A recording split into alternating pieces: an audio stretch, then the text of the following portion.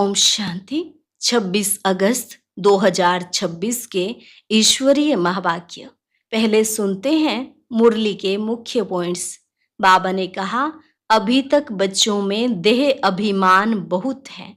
तुम पहले देही अभिमानी बनो, तब बाप की याद रहेगी और सर्विस में भी उन्नति होती रहेगी। परंतु जिनकी तकदीर में नहीं है, वह तदबीर भी नहीं करेंगे। और जिनको ऊंच पद पाना है, वह सदैव सर्विस में ही लगे रहेंगे। फिर बाबा ने कहा, जब मुरली सुनेंगे तभी तो उत्साह में आएंगे। एक कान से सुन दूसरे से निकाल नहीं देना। अगर ख्यालात ही नहीं चलेंगे तो सर्विस कैसे करेंगे। तुम्हें किसी भी बात में संशय नहीं आना चाहिए। अगर दिल में संशय आया तो सर्विस अच्छी तरह नहीं कर सकते, गुटखा खाते रहेंगे। लास्ट में बाबा ने कहा, अभी तक बच्चों की अवस्थाएं ऊपर नीचे होती रहती हैं। सावधान, नहीं तो माया ऐसी है जो नाक से पकड़कर खड्डे में डाल देगी। माया के धोखे से बचते रहना, कोई के नाम रूप में नहीं फंसना, अर्थात एक दो का आशिक माशुक नहीं बनना। और अब सुनते हैं महावाक्यों को विस्तार से। मुरली का सार। मीठे बच्चे, तुम गारंटी करते हो कि हम अपने ही योग बल से इस भारत को स्वर्ग बनाएंगे। वहां एक धर्म, एक राज्य होगा। प्रश्न, माया के किस विघ्न से सेफ रहने वाले बहुत अच्छी कमाल कर सकते हैं? उत्तर, माया का सबसे बड़ा विघ्न है देह अभिमान में लाकर एक दो के नाम रूप में फंसाना। जो बच्चे इस विघ्न से सेफ रहते, माया के धोखे से बचे रहते, वे बहुत कमाल कर दिखाते हैं। उनकी बुद्धि में सर्विस के नए नए ख्यालात चलते रहते हैं। सर्विस में उन्नति तब होगी जब देही अभिमानी होंगे। ओम शांति। बाप आए हैं रूहानी बच्चों को श्रीमत देने। यह तो बच्चे जानते हैं कि थोड़े समय के अंदर ड्रामा प्लान अनुसार सारा कार्य होना है। हम रावणपुरी को विष्णुपुरी बनाते हैं। अब बाप भी गुप्त तो पढ़ाई भी गुप्त है। सेंटर्स तो बहुत हैं, छोटे बड़े गांव में सेंटर्स हैं और बच्चे भी बहुत हैं और भी दिन प्रतिदिन बढ़ते जाएंगे। लिटरेचर में भी लिखते हैं कि हम इस भारत भूमि को स्वर्ग बनाकर छोड़ेंगे। तुमको यह भारत भूमि बहुत प्यारी है, क्योंकि तुम जानते हो कि यह भारत ही स्वर्ग था। उनको 5000 वर्ष हुए। भारत बहुत शानदार था। तुम ब्रह्मा मुख वंशावली बच्चों को ही यह नॉलेज है। इस भारत को श्रीमत पर स्वर्ग बनाना पड़े, सबको रास्ता बताना है। और कोई खिटखिट की यहाँ बात नहीं है। आपस में बैठ राय करनी चाहिए कि इन चित्रों द्वारा ऐसी क्या एडवर्टाइज करें जो अखबार में भी यह चित्र डालें। आपस में इस पर सेमिनार करना चाहिए। जैसे उस गवर्नमेंट के लोग आपस में मिलते हैं, राय करते हैं कि भारत को हम कैसे सुधारें। यह जो इतने मतभेद हो गए हैं, उनको आपस में मिलकर ठीक करें और भारत में सुख शांति कैसे स्थापन हो। ऐसे तुम भी रूहानी पांडव गवर्नमेंट हो। यह बड़ी ईश्वरीय गवर्नमेंट है। पतित पावन बाप ही पतित बच्चों को पावन बनाकर पावन दुनिया का मालिक बनाते हैं। यह राज तुम बच्चे जानते हो। मुख्य है ही भारत का आदि सनातन देवी देवता धर्म। यह है रुद्र ज्ञान यज्ञ। रुद्र कहा जाता है शिव बाबा को। अब तुमको बाप ने आकर जगाया है, तुमको फिर औरों को जगाना है। ड्रामा प्लान अनुसार तुम जगाते रहते हो। अब तक जिस जिसने जैसा जैसा पुरुषार्थ किया है, उतना ही कल्प पहले भी किया था। तुम्हारी रूहानी युद्ध है। कभी माया का जोर हो जाता है, कभी ईश्वर का। कभी कभी तो सर्विस अच्छी तेजी से चलती है। कभी कई बच्चों में माया के विघ्न पड़ जाते हैं।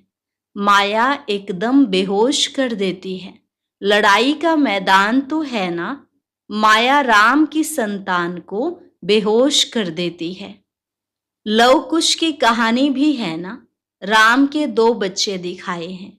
यहाँ तो बाबा के ढेर बच्चे हैं। इस समय सब मनुष्य कुंभकर्ण की नींद में सोए हुए हैं।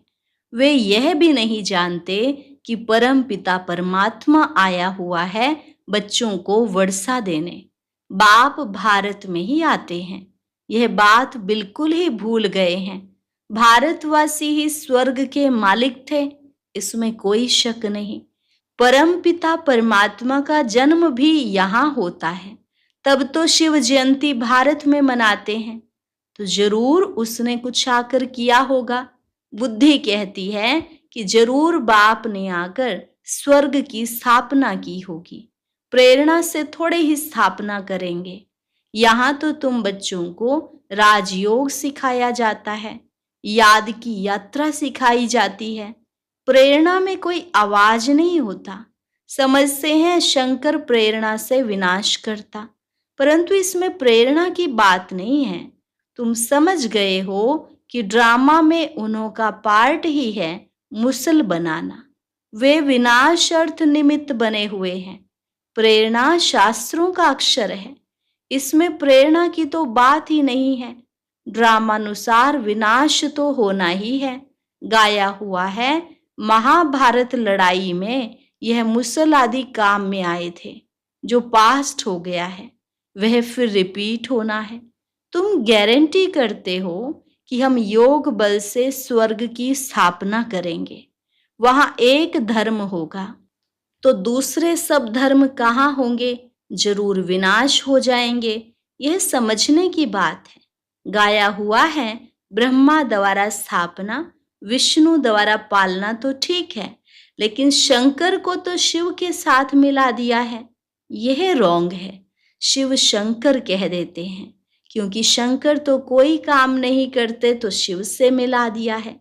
परंतु शिव बाबा कहते मुझे तो बहुत काम करना पड़ता है, सबको पावन बनाना पड़ता है। मैं इस ब्रह्मा तन में प्रवेश कर इस साकार द्वारा स्थापना का कार्य कराता हूं। शंकर का तो कोई पार्ट है नहीं। शिव की पूजा होती है। शिव ही कल्याणकारी झोली भरने वाला है। शिव परमात्मा ही न मैं कहते हैं ना। यह ब्रह्मा भी प्रजापिता ठहरा। ब्रह्मा सो विष्णु, विष्णु सो ब्रह्मा। यह तो बड़ी गुह्य बातें हैं। यह सिर्फ तुम बच्चे ही जानते हो। सेंसिबल बच्चों की बुद्धि में ज्ञान झट समझ में आ जाता है। मनुष्यों को कुछ भी समझ नहीं है कि पतित पावन बाप कब आएंगे। अब तो कलयुग का अंत है। अगर कहते कि कलयुग के अंत में 40,000 वर्ष पड़े हैं, तो अभी कितना और पतित बनेंगे, कितना दुख सहन करेंगे। कलयुग में सुख तो होगा नहीं। कुछ भी ना जानने के कारण बेचारे घोर अंधियारे में पड़े हैं। तुम बच्चों को आपस में मिलकर राय करनी चाहिए कि कैसे सर्विस को बढ़ाएं। बाप प्लान तो बताते रहते हैं, फिर बच्चों को आपस में मिलना है, चित्रों पर अच्छी रीति समझाना है। यह भी ड्रामानुसार चित्र बनते जा रहे हैं। बच्चे जानते हैं कि जो जो समय पास होता जाता है हूबहू ड्रामा चलता रहता है। बच्चों की अवस्थाएं तो कब ऊपर कब नीचे, यह चलता रहेगा। बाबा भी साक्षी होकर देखता है। कभी कभी बच्चों पर ग्रहचारी बैठती है तो उनको मिटाने के लिए प्रयत्न कराते हैं। बाबा घड़ी घड़ी कहते हैं कि बाप को याद करो, लेकिन देह अभिमान में आ जाते हैं, इसलिए ठोकरें खाते हैं। इसमें देही अभिमानी बनना पड़े, परंतु बच्चों में देह अभिमान बहुत है। तुम देही अभिमानी बनो तो बाप की याद रहे, फिर सर्विस की उन्नति भी होती रहेगी। जिनको ऊंच पद पाना है वह सदैव सर्विस में लगे रहेंगे। तकदीर में अगर नहीं है तो तदबीर भी नहीं करेंगे। खुद कहते हैं कि बाबा, हमको धारणा नहीं होती है, बुद्धि में नहीं बैठता है। धारणा अगर नहीं होती तो खुशी भी नहीं रहती है। जिनको धारणा होती है तो खुशी भी रहती है। समझते हैं कि शिव बाबा आया हुआ है। बाप कहते हैं, बच्चे तुम अच्छी रीति समझकर फिर औरों को भी समझाओ। कोई तो सर्विस में लग जाते हैं, पुरुषार्थ करते रहते हैं। तुम बच्चे जानते हो कि जो जो सेकंड बीतता है वह ड्रामा में नोंद है, फिर ऐसे ही रिपीट होता है। बच्चों को ही समझाया जाता है कि बाहर भाषण करते समय तो अनेक प्रकार के मनुष्य आते हैं। तुम बच्चे जानते हो कि सभी वेद, शास्त्र, गीता आदि पर ही भाषण करते हैं। उनको यह पता थोड़े ही है कि यहाँ ईश्वर अपना और इस रचना के आदि मध्य अंत का रहस्य समझाते हैं। चित्रों में कितना अच्छी तरह दिखाया है कि परमात्मा कौन है। यह बातें प्रोजेक्टर पर तो समझा नहीं सकते। प्रदर्शनी में चित्र भी सामने खड़े हैं और फिर तुम समझाकर पूछ भी सकते हो कि अब बताओ कि गीता का भगवान कौन है, ज्ञान का सागर कौन है, पवित्रता, सुख, शांति का सागर, लिबरेटर, गाइड कौन है। श्री कृष्ण के लिए तो कह नहीं सकेंगे। परमात्मा की महिमा अलग है। पहले लिखाना भी चाहिए, प्रोब लेना चाहिए, सबसे साइन भी लेनी है। हॉल में चिड़िया लड़ रही हैं। बाबा ने कहा, इस समय सारी दुनिया में लड़ाई झगड़ा ही है। सब आपस में लड़ते रहते हैं। 5 विकार भी मनुष्य में गाए जाते हैं। जानवरों की तो बात नहीं है। विशियस वर्ल्ड और वाइसलेस वर्ल्ड मनुष्यों के लिए गाया हुआ है। कलयुग में है आसुरी संप्रदाय, सतयुग में है दैवी संप्रदाय। मनुष्य इतने तमो प्रधान बुद्धि हैं जो बिल्कुल समझते नहीं कि हम ही आसुरी संप्रदाय हैं। देवताओं के आगे जाकर गाते भी हैं, हम ही नीच पापी हैं, हम निर्गुण हारे में कोई गुण नहीं। तुम तो उन्हों को सिद्ध कर बता सकते हो। सीढ़ी के चित्र में बड़ा क्लियर है, दिखाया हुआ है कि कैसे चढ़ती कला है फिर उतरती कला है।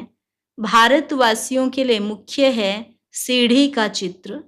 यह है सबसे अच्छी चीज। इस चित्र पर बहुत अच्छा समझा सकते हो। 84 जन्म पूरे कर फिर पहला नंबर जन्म लेना है, फिर उतरती कला से चढ़ती कला में जाना पड़े। हर एक का विचार चलना चाहिए कि सबको रास्ता कैसे बताएं। ख्यालात नहीं चलेंगे तो सर्विस कैसे करेंगे। चित्रों पर समझाना बहुत सहज होता है। सतयुग के बाद सीढ़ी उतरने ही है। बच्चे जानते हैं कि अब हम ट्रांसफर हो रहे हैं, लेकिन सीधा सतयुग में नहीं जाते, पहले शांति धाम में जाना है। तुम जानते हो हम पार्टधारी हैं, बाकी तुम्हारे में भी नंबरवार हैं जो अपने को पार्टधारी समझते हैं। इस ड्रामा में दुनिया में ऐसा कोई नहीं कह सकते कि हम पार्टधारी हैं। हम लिखते भी हैं कि हर एक मनुष्य मात्र इस बेहद ड्रामा के एक्टर्स होते हुए भी ड्रामा के मुख्य एक्टर्स, डायरेक्टर और ड्रामा के आदि मध्यंत को नहीं जानते हैं तो वह बेसमझ हैं। इसे लिखने में कोई हर्जा नहीं है। एक कान से सुन दूसरे से निकाल नहीं देना चाहिए। सर्विस, सर्विस और सर्विस। बाबा जानते हैं कि बच्चों पर कभी ग्रहचारी भी बैठती है। जब ग्रहचारी बैठती तो कितना नुकसान हो जाता है, वह बाप जानते हैं। साहूकार गरीब बन पड़ते हैं, कारण तो होता है ना। बहुतों को बाबा समझाते भी रहते हैं, बच्चे नाम रूप में कभी नहीं फंसना, नहीं तो माया ऐसी है जो नाक से पकड़ खड्डे में डाल देगी। माया बड़ा धोखा दे देगी। आशिक माशुक यहाँ नहीं बनना है। आशिक माशुक कोई विकार के लिए बनते हैं, दूसरे सिर्फ रूप पर फिदा होते हैं। तुम जानते हो सेंटर्स पर भी ऐसे माया के विघ्न बहुत पड़ते हैं। 1-2 के नाम रूप में फंस जाते हैं। माया ऐसी प्रबल है जो माता माता के नाम रूप में, कन्या कन्या के नाम रूप में भी फंस पड़ती है। पुरुषार्थ करते हुए भी माया एकदम पकड़ लेती है। इसलिए बाबा सावधानी देते हैं कि बच्चे, माया बहुत फंसाने की कोशिश करेगी, लेकिन तुमको फंसना नहीं है। देह अभिमान में नहीं आना चाहिए। अपने को आत्मा समझ बाप को याद करना है। माया के धोखे से बचते रहना है। तुम बच्चों को बाप गुलगुल फूल बनाने आए हैं। तुम्हें किसी बात में संशय नहीं आना चाहिए। अगर दिल में संशय आया तो सर्विस अच्छी तरह कर नहीं सकेंगे, अंदर गुटखा खाते रहेंगे। हिम्मत रखनी चाहिए। टाइम बहुत थोड़ा है। बाबा की मुरली सुनेंगे तो उत्साह में आएंगे। आत्म प्रकाश बच्चा ठीक रीति चित्रों तरफ अटेंशन दे रहा है। बॉम्बे वालों के भी दिमाग में आना चाहिए। मुख्य चित्र को पहले बनाना पड़े, जांच करनी चाहिए। बाबा डायरेक्शन देते रहते हैं कि कैसे चित्रों में उन्नति होनी चाहिए। ऐसी कोई युक्ति रचो जो सीढ़ी का चित्र एरोड्रम पर रखा जाए। यह चित्र देखकर सब खुश होंगे। आखिर समझेंगे कि इनको मत देने वाला कौन है। तो बच्चों को बहुत नशा चढ़ना चाहिए। अच्छा, मीठे मीठे सिकिलधे बच्चों प्रति माता पिता बाप दादा का याद प्यार और गुड मॉर्निंग। रूहानी बाप की रूहानी बच्चों को नमस्ते। रूहानी बच्चों की रूहानी बाप दादा को नमस्ते नमस्ते, गुड मॉर्निंग। शुक्रिया बाबा, शुक्रिया। धारणा के लिए मुख्य सार। पहली पॉइंट, तुम बच्चे लड़ाई के मैदान में हो। माया रावण से तुम्हारी युद्ध है। माया बहुत विघ्न डालती है। बच्चों को बहुत सावधान रहना चाहिए। हरेक को अपनी उन्नति के लिए विचार करना है।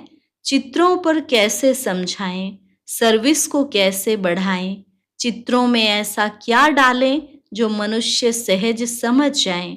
वरदान, देह अभिमान के त्याग द्वारा श्रेष्ठ भाग्य बनाने वाले सर्व सिद्धि स्वरूप भव।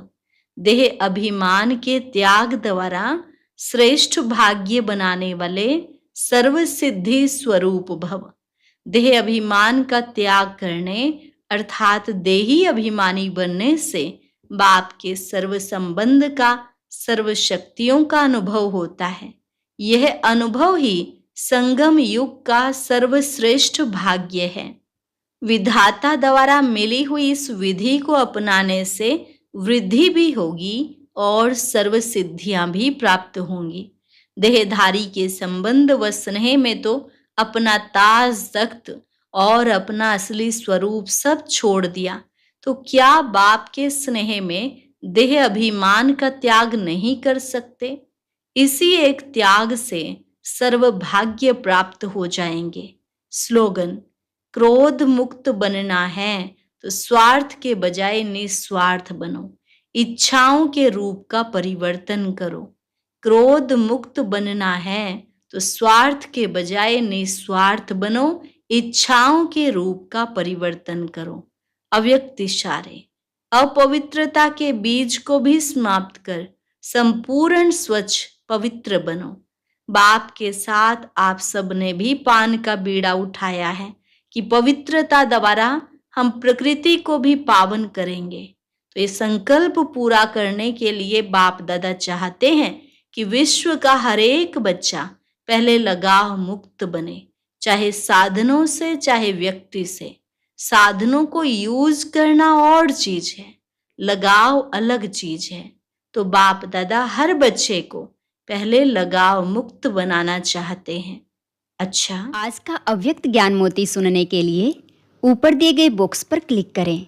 अगर बॉक्स दिखाई नहीं दे रहा है तो ऊपर जो कॉर्नर में शो लिखा हुआ है उस पर क्लिक करें।